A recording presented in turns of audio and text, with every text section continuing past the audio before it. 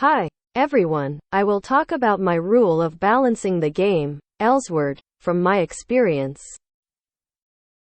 When it comes to balancing the game, it needs to have a rule or standard value for that game. But the standard value can be flexible depending on the game content.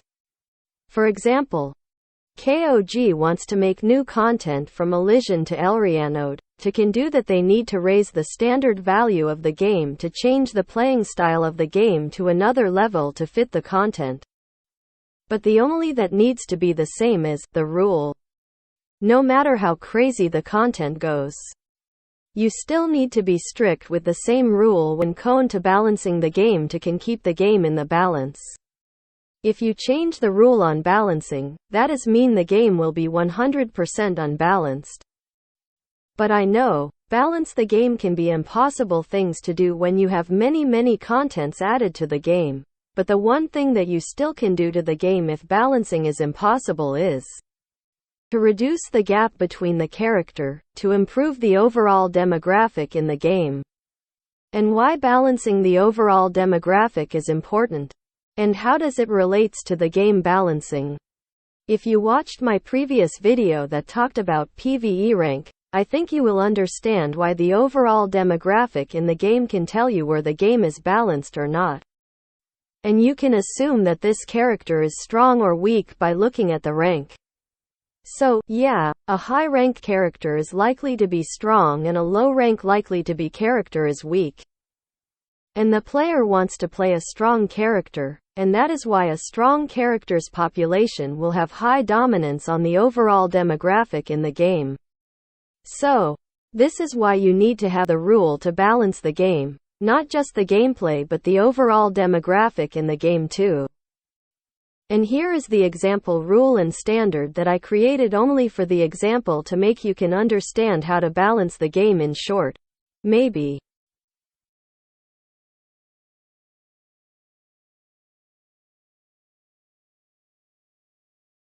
It could be better if I upload this text file somewhere for you guys can download it and read it by yourself. And in this video, I will explain all of these by using the skill in the Elsword game to make you can understand them. And also the drawing tool to make it easier for you to understand what I try to explain. And please don't mind about the tool that I use. I know it's not a drawing tool but I'm familiar with this tool. It might be weird to you but it works well for me. Let's get into the rules and standards that I created only for an example.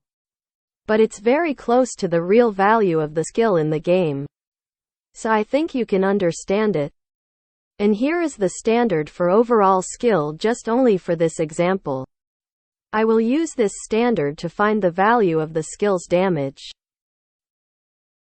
This scale is used to increase or decrease the value of the skill's damage from a scale of 1 to 10. All of the scale and standard in this video is for educational purposes only. Please don't take this too seriously. And how to use this scale to calculate the skill's damage.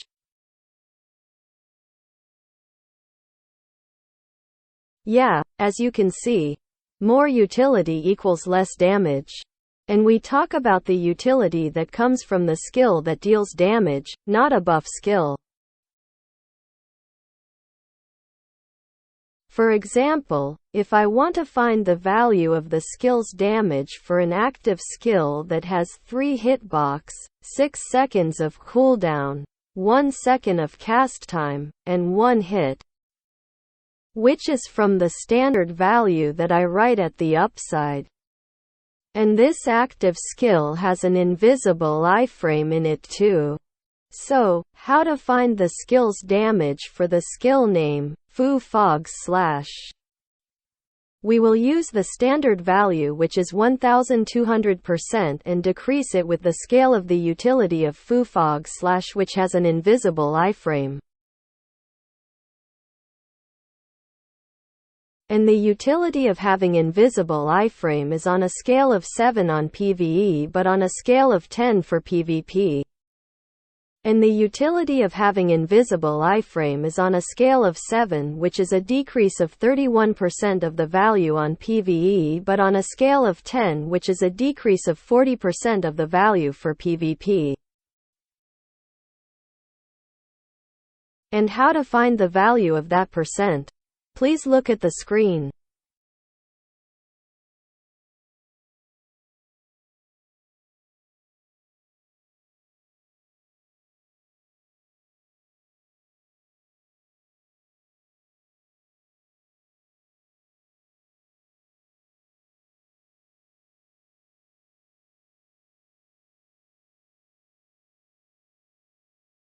Yeah, you can just 1200 plus 31% and then you will find the value of 31% of 1200.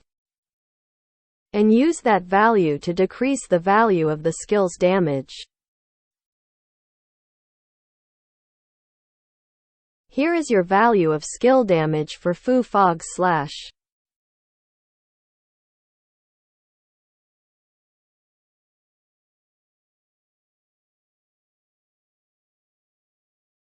And doing the same with PvP.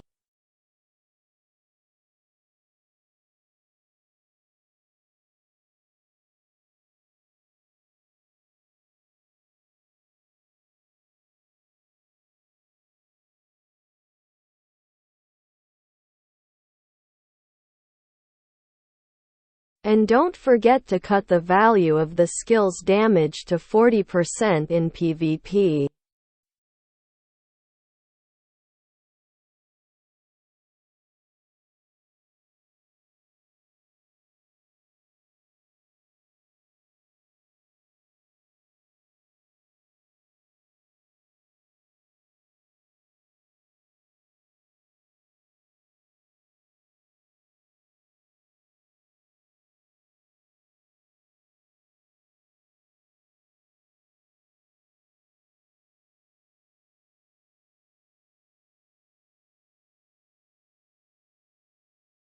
Here is the damage of the skill Foo Fog Slash.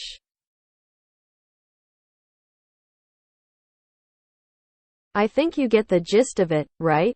I hope so. And I will not calculate through all of these factors in this video for you, but explain the reason why it needs to be nerf or buff to the skill's damage. Alright, let's start with has super armor. This utility is not much in PvE, because you're mostly just spam invisible iframe in Elsword, right? But in PvP is yes. It can make some difference in PvP, and this is why I give a scale on this utility for only PvP. Has invisible iframe for an active skill is really good, and because it was really good, that is why I give it a high scale on this utility. Bleeding doesn't do much in PvE, so a low scale for PvE, but in PvP is not that good anymore these days. Except for some skills that calculate the breeding effect from the damage that you can deal with that skill, but I'm not sure which character has that kind of ability. But for the future content I think it makes sense tones down a damage a little bit. Silent and blind is useless in PvE, so no need to tone down the damage, but in PvP yes. It's really good in PvP and can give a huge temporary advantage in PvP, and just a mistake for 1 second in PvP can make you lose the match, so toning down some of the damage skill makes sense. Can't run or leg injury is useless in PvE, but very good in PvP, so I give the scale for this utility more than silent and blind, because when you get silent or blind, you can still use a command. And the command in PvP is one of the most important factors to win, but can't run in PvP mean you can't use some of the commands that needs to run to perform it.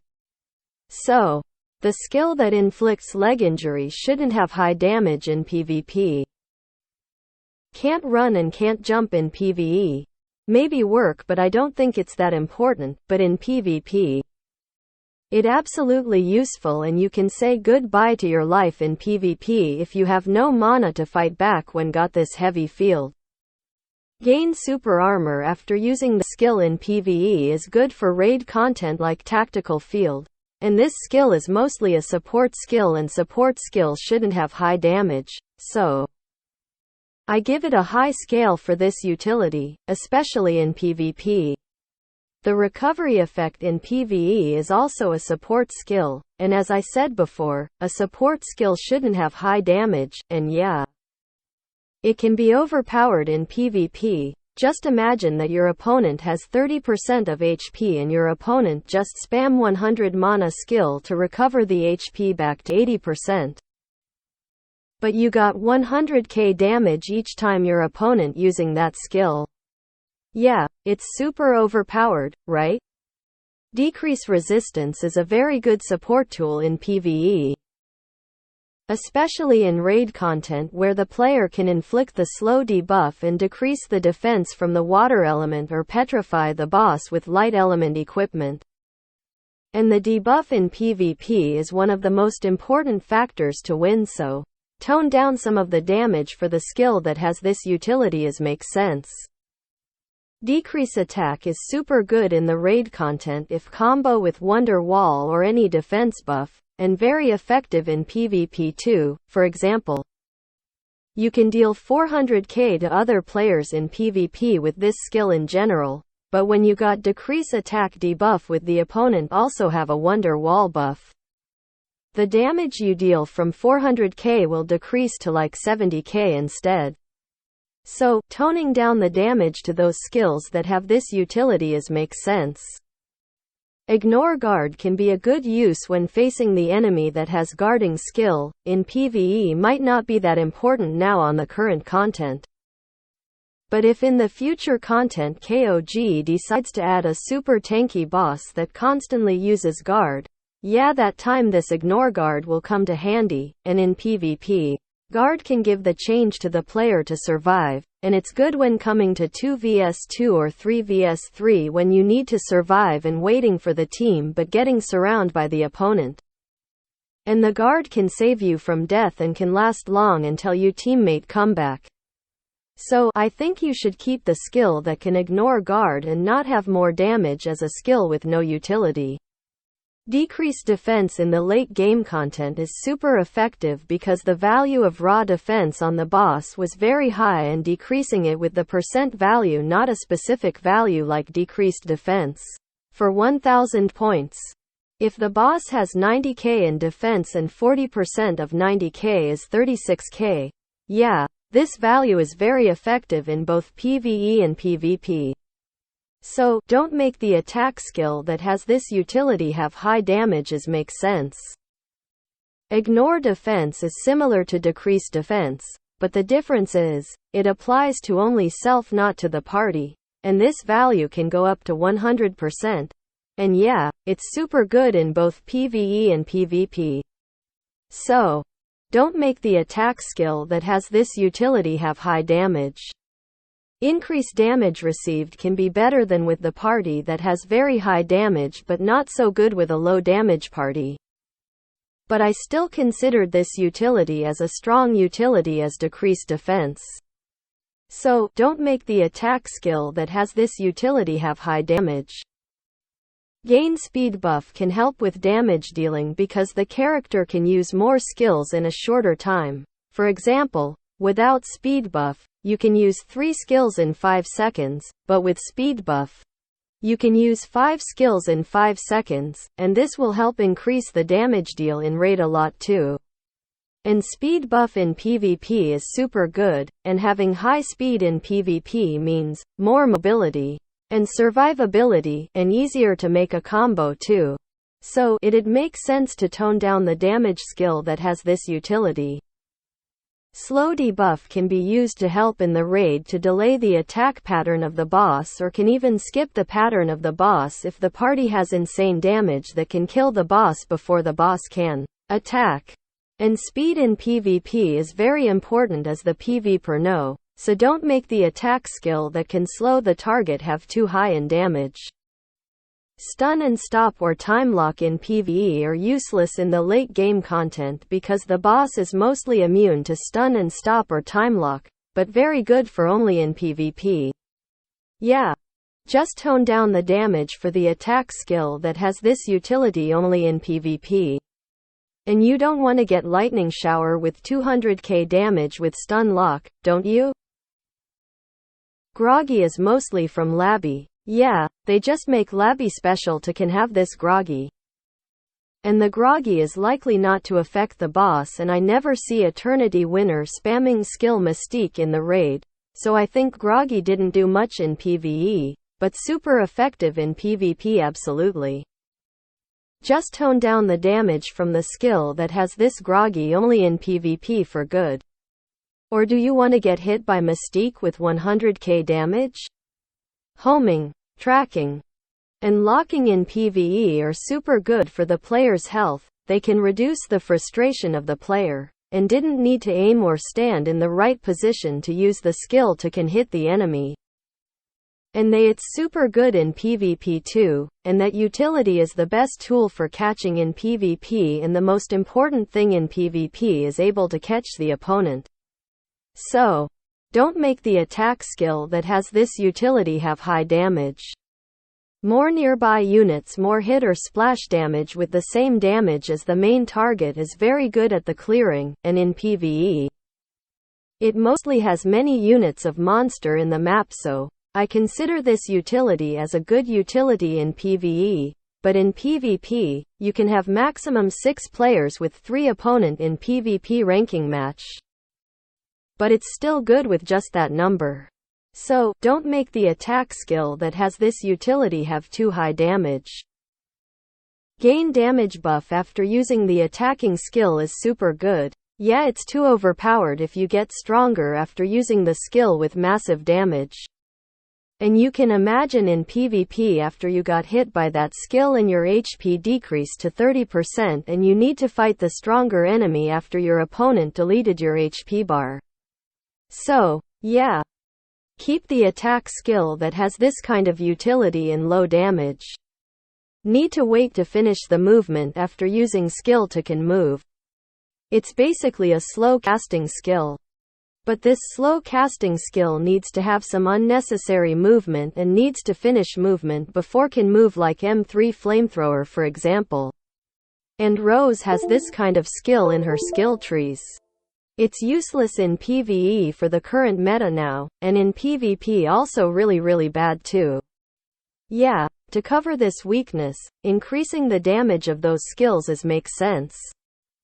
Initiate skill is the skill that you move forward along with the skill, like shoulder tackle for example. It must be overpower if this kind of skill has very high damage, especially in PvP. But didn't make much difference from other skills in PvE, so don't make this kind of skill have high damage in PvP for good, or you get a shoulder tackle with 100k damage in PvP. Yeah, this is all about the utility of the skill's damage that the game developer needs to consider when balancing the game. Next is about the hitbox. And why does the game developer needs to consider hitbox when comes to balancing? Well, for example, you have 2 skills and the first skill has 10 hitbox and can deal total damage at 5000%. But the second skill has 30 hitbox and can deal total damage at 5000%. Did you get it now? Why the game developer needs to be aware of the hitbox of the skill when come to balancing the game? Yeah, let's do some examples about the hitbox to make you understand more. Here is the tool that I use to make an example for you to help you understand the hitbox and balancing. You can see the red human as a character, the green box as a hitbox, and the white line as a floor in the map. Let's use the strength skill for this example.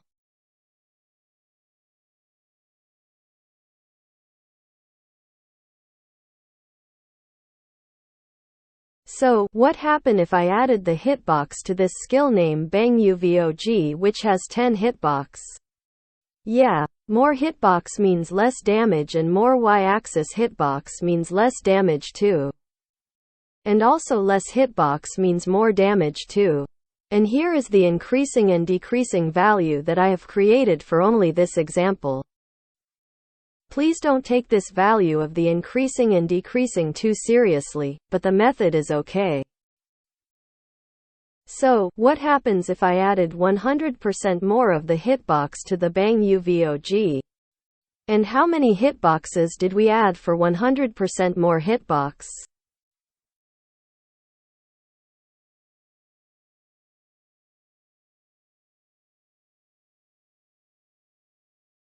Yeah, it's easy. You can just 2x for 100% and I think you're not that stupid, right? So, let's do some drawing to make you can see the picture of the skill.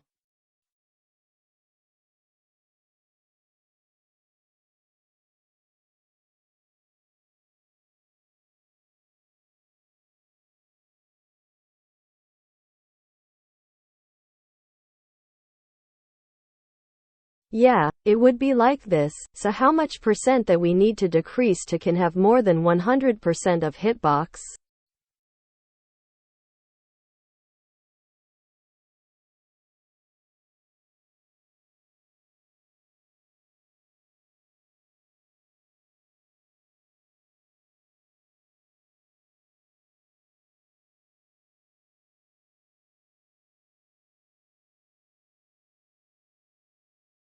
Yeah, 2000% for Bang UVOG2.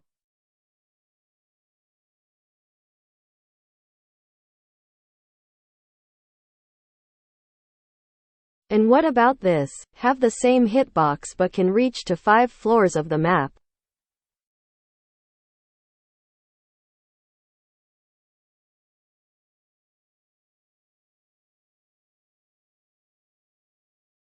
Yeah, minus 50% for Bang UVOG3.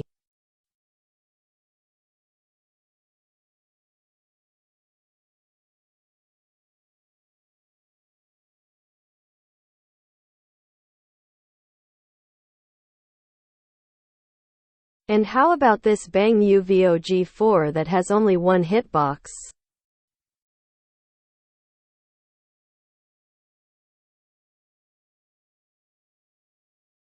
The damage for Bang UVOG4 will be this.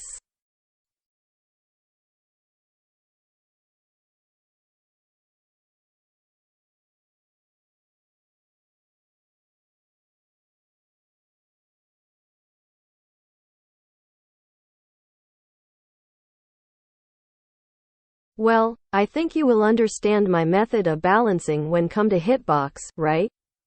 I hope so. Alright, let's move to the next. More number of hit equals less damage per hit. It means the damage per hit of the skill will decrease but the overall damage will slightly increase because most of the multi-hit skills will take more time to finish the skill. And here is the value for only the example. And I will use the 100 mana skill or tenacity skill for this example.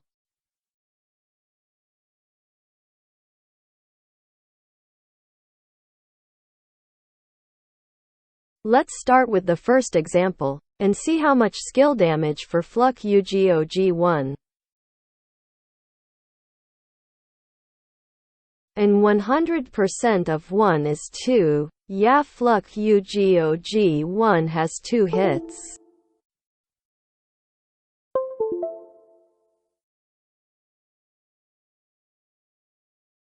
And you can add 20% more of the damage for Fluck UGOG1 has 2 hits.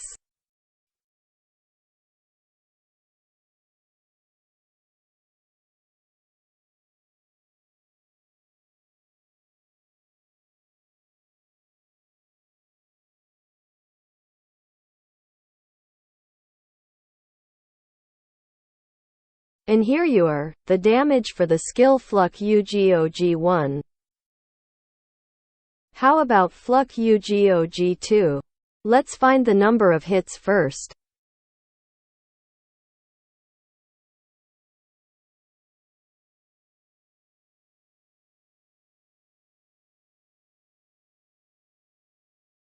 And how much damage for Fluck UGOG will have.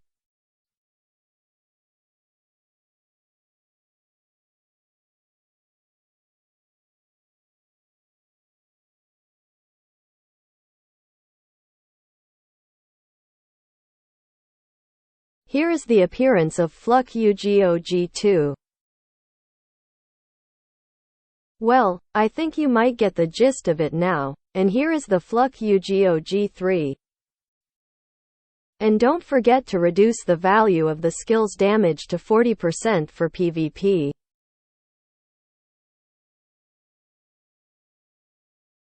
Alright, let's move to more cast time, more damage now.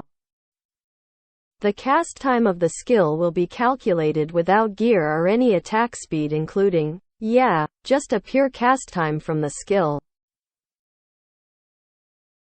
And you can see the value on the screen, so don't take this value too seriously. Well, let's calculate the damage of the skill for Blast You Coke. And I will calculate it for you shortly instead of going into depth to detail about how to calculate because I believe that you know some of the basic math and not a 2-year-old kid. Please calculate yourself and you can use my method to calculate it. And here is the damage for Blast You Coke.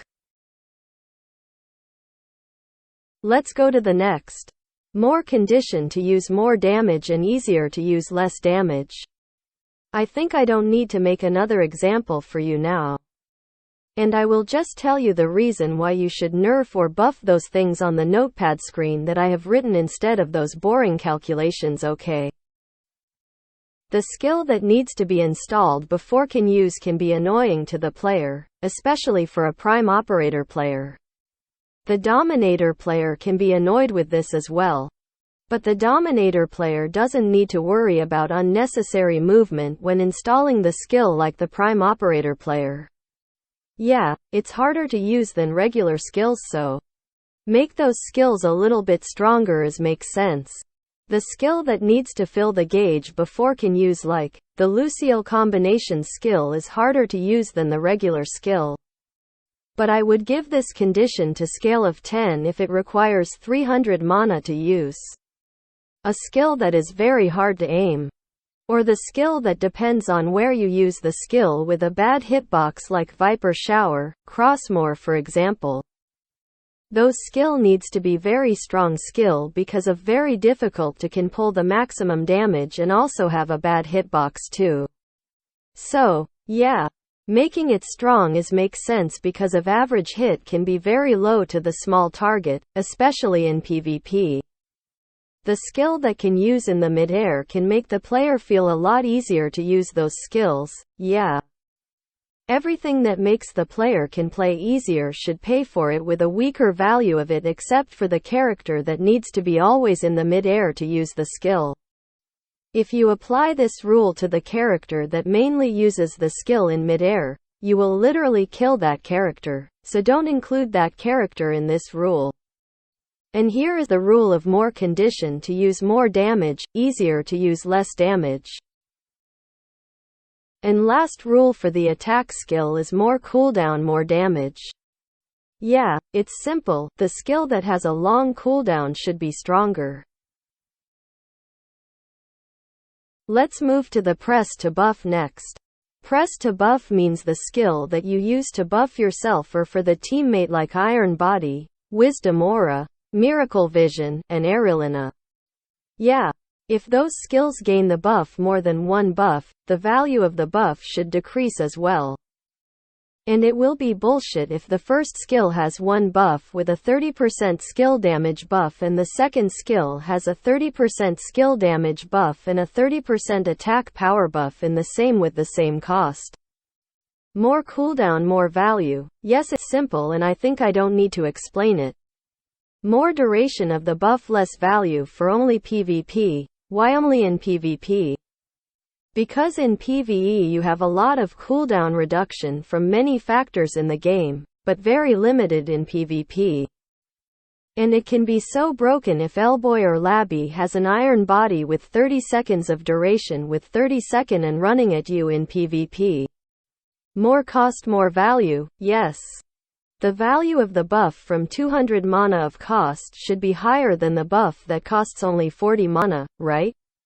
More target, less value, yes. It'd make sense if only a self buff has a higher value than a party buff. And you don't want something like happens. The first skill gives one random player a 30% attack power. But the second skill can give 30% attack power to all party members with the same cost, right? And yeah, it's not so complicated about the skill buff, I think.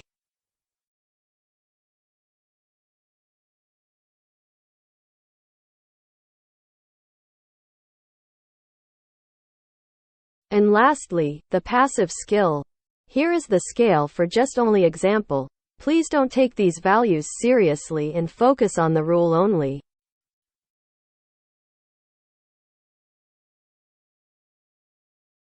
I will explain why you should increase or decrease the passive value in these rules. Let's start with more condition more value and easier to activate less value. The passive that was brainlessly pressed the button to activate the passive need to have a low value, especially in PvP. And it must be bullshit if I can activate 100% ignore defense by just using only one skill. The passive that needs you to use the skill and needs to hit the enemy is hard, especially in PvP. In PvE at least it can make you cannot stack the passive buff by just using it whenever you want but need to hit the enemy to can stack the passive, but in PvP is a lot harder.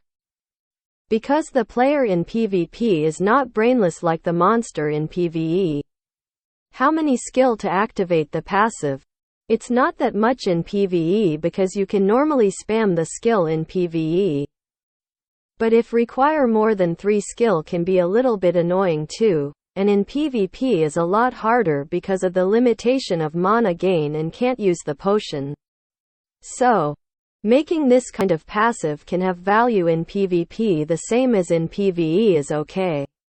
Complicate? Yeah, the passive that was complicated to activate, for example, needs to have a max stack of this passive to can activate another passive or need to be in the required state and use the specific skills to can activate another passive or need to use the specific attack skill and also need to hit the enemy to can activate the passive or can inflict the debuff to the enemy. Yeah, this kind of passive should have a very high value and have the same value as in PvE. For PvP is okay. Timing. It means you need to use the skill only when something pop up to can activate the passive, or need to use the skill without getting disturbed by the enemy. And if get disturbed you need to wait for another chance to can do to activate the passive again. Or, you just press the button. Yeah. If the passive requires good timing to can activate the passive, it should have a high value and have the same value in PvP as in PvE. The passive that needs to be set up before it can activate the passive can be a little bit annoying, like you need to use only specific skills to can stack the passive but have a problem with a cooldown skill. So you need to set up your skill slot to can maintain the passive or need to use this specific skill before entering the required state. Because if you can't use that specific skill if entering to that state, like enhanced grenades passive that need to use flash grenade to loading the flash grenade before entering overstrike. And when you entering the overstrike state before loading flash grenade, that means you need to wait until the overstrike state has worn off to can loading the flash grenade before entering overstrike. Yeah, this kind of passive must have a high value to match the difficulty to activate. And it's okay to have the same value as PvE and PvP. And the passive that has high cost need to have more value that is simple. And the final rule for this passive is about maintaining the passive buff. Harder to maintain more value and easier to maintain less value. Brainlessly pressing the button to maintain the passive buff should have a low value, especially in PvP. If I can just use the command to get the stack that has a 5% attack power buff for each stack. That much be broken, right? So, having the low value in PvP is makes sense. Need to set up? Yeah, it's very hard when coming to the setup for the passive like I said before. And this kind of passive needs to have a high value to match the difficulty as well. make you feel uncomfortable when maintaining it. Yeah. The passive that makes you feel uncomfortable when playing the game and you need to have a big brain or have a good memory or can't be lazy to can maintaining like need to press the button all the time or switch something all the time when play, while most of the character can just run and use the skill without thinking of the other's thing. Yeah. It costs the player to need a more brain process to play the game more than playing other characters. So, yeah. This kind of passive should have a very high value and have the same value in PvP as PvE. And here is all about the rule for balancing the game that I prepared for you in this video.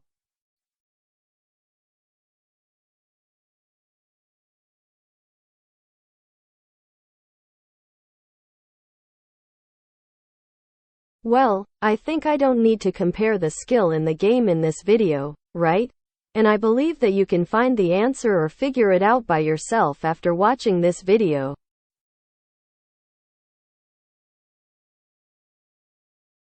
Well, balancing the game is like the government in the real world. When you create the game, that means you have created the country. The game creator is like the country's founder. Game management is like the government. The game designer and the developer is like the local government. Every character is like your citizen. And if have 10 characters mean your country has 10 different races. But if you want to develop more, your country's resources alone will not be enough to meet the need of your citizens and need to let other countries come to help your country improving about its economy to make your country become a developed country. Like letting the game company from overseas can buy your game's license and have an agreement about profit between you and the overseas game company. Yeah. It's not different than in the real world that Korea cannot maintain the likelihood of being a developed country without foreign money. Please behave yourself in a more collected way. And most Korean game company does not care about foreign player, but most of the money that was circulated in your bank account mostly came from foreign money, and that is the hard truth for you. As long as Korea needs to depend on the export of goods to other countries and needs to have a safety guarantee in the blue water from the US Navy and the US Air Force, you can't survive the thief in the sea route and the air route. So, don't get too full of yourself and listen to the overseas that was the most profitable to your company more by just opening your brain and receiving the voice from them. And this is all about this video. Thank you for watching, and have a good day.